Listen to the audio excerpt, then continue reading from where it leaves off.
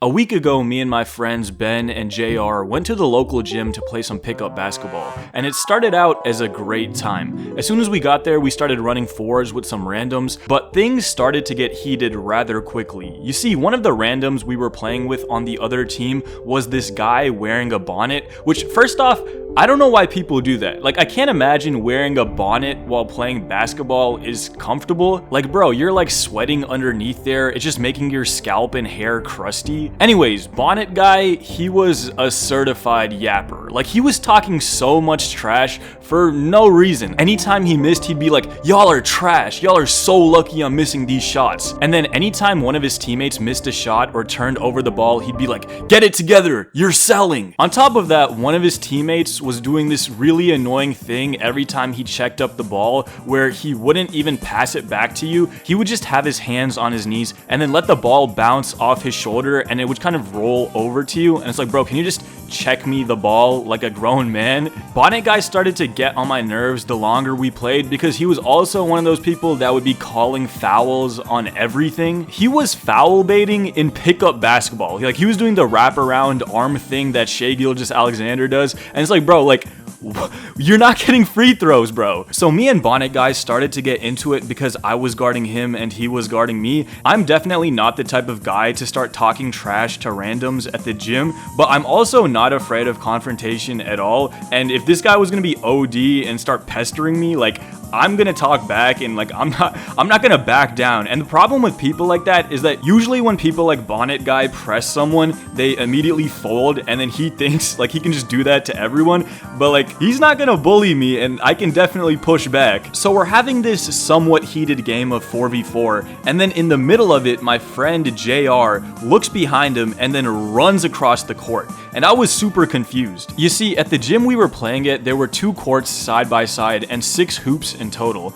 and we were playing on this court right here, and we always put our stuff like our backpacks and shoes on these benches down here. So JR rushes off the court towards our stuff on the benches, and I was pretty confused as to what he was doing at first. So I just start shooting around on the hoop thinking he just needed to check his phone or something, but when I turn back to look at him, I see him arguing with some kid. And I was even more confused. So me and Ben run over to JR and the kid, and JR is holding something in his hand that looks like shoelaces at first, but then he sternly says to the kid, "Where is my other tag?" At that moment, I realized he wasn't holding shoelaces, he was holding the like rope tags for the zipper on his bag. For context, I didn't even know this, I only found this out because of this situation.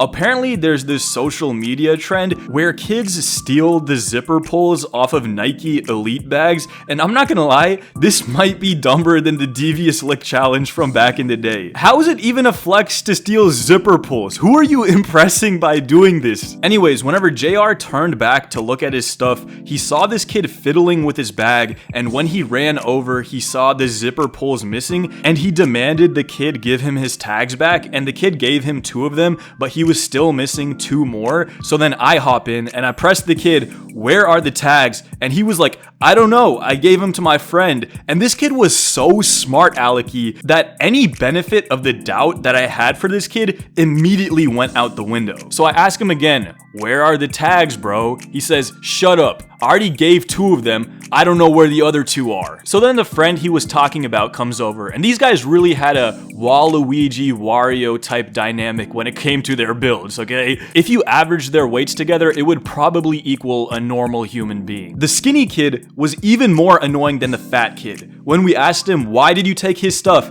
he just shrugged and said, "I felt like it." When we asked him where the other tags were, he said, "I don't know, leave me alone." And he used some other words I probably shouldn't repeat here. So then we were like, "All right, we're gonna tell the front desk people." And he said, "Tell them, I don't care." I was like, this kid needs to be taught a serious lesson about actions and consequences. Me, Ben, and JR grab our stuff and head towards the front desk. And as we're walking over there, JR is checking through his bag and says, "Nah, bro." I turn over to him and ask him like, "Yo, what's going on?" He said, "Bro, all of the money in my wallet is missing. I asked him like, nah bro, like how much was in there? He said like it was all of my change, so at least $40. I'm like, these kids got something coming to them. So we rush back in the gym to find the kids, but they're nowhere to be found. We're like, okay, we need to check the cameras to make sure they don't run off with the money. So we head to the front desk and tell these guys like, yo, these kids robbed him of his zipper tags and even admitted to it, and now all of the money in his wallet is missing. One of the employees asked which kids, and we told him one kid was skinny and was wearing a white shirt, and one kid was fat and was wearing neon pants. And the guy was like, I know exactly who you're talking about. These kids are always in here causing problems. I'm like, that's great to know. Can we like check the cameras to make sure they didn't run off with his money? So they checked the surveillance, and sure enough, there's footage of the kids messing with his bag, but since it was such low quality footage, the more you zoomed in, the more obscured the image got. So it wasn't conclusive what exactly they were doing, but they were definitely touching his bag and like moving it around. So to me, that was proof enough that they were doing something shady, because why are you even touching his bag? Especially since they admitted to stealing the tags, I was 100% sure they also robbed him. Then the kids reappear out of nowhere, and I tell them like, yo, those are the kids right there. They took the money. So then the employees tell the kids,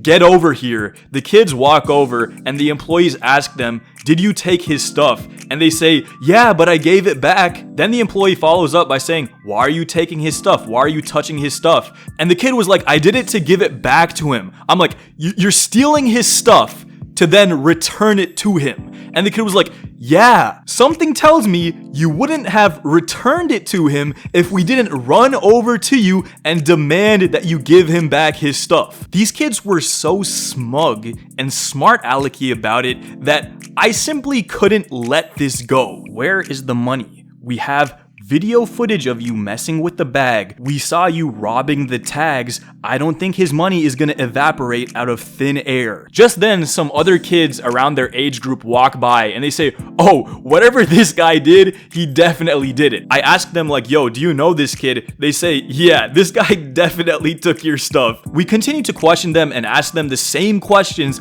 over and over again for another 20 to 30 minutes, and they keep acting ignorant with the same smug attitude. And here's a little word of advice. If you just robbed someone and you're trying to convince them that you're innocent, don't be snickering amongst yourself and cracking wisecracks the entire time. Eventually, one of the employees gets a sticky note and asks one of the kids for his name. She says, what's your first name? He says, Jaden.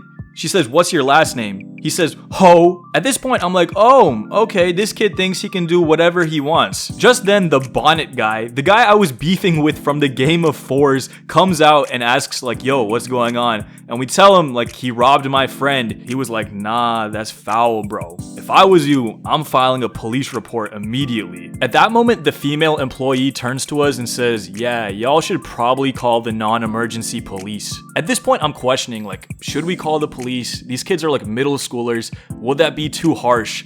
But then I remember, these kids were smart alecky the entire time. They were non-remorseful even after they were caught red-handed stealing. They were constantly talking trash to us, acting smug, giggling amongst themselves, and they still won't return JR's money. So I turn to him and say, yeah, bro, call the police. And you might be wondering like, bro, you called the police on a 12-year-old? And I'm like, what were we supposed to do? Beat them up? Even one of the employees told us like, if I was you and that kid took my money, I'm catching a fade with that kid immediately and making sure I get it back by any means possible. I'm just gonna keep it real. I don't think that's a more reasonable solution than calling the police. Once the kids hear that we're calling the police, they run out of the gym as fast as possible. Now, obviously the fat kid didn't make it that far, so I dashed after them like I was Tom Cruise, I can't even lie. They were about 100 feet in front of me, and once I get to the parking lot, I yell out to them, yo, this isn't worth ruining your life over. The skinny kid yells back, shut up, my auntie's coming. I'm on the phone with her right now. I'm like, I don't care about your auntie, bro. The police are coming, bro. He had his auntie on phone and put her on speakerphone, and then she starts yelling at me. And I'm like,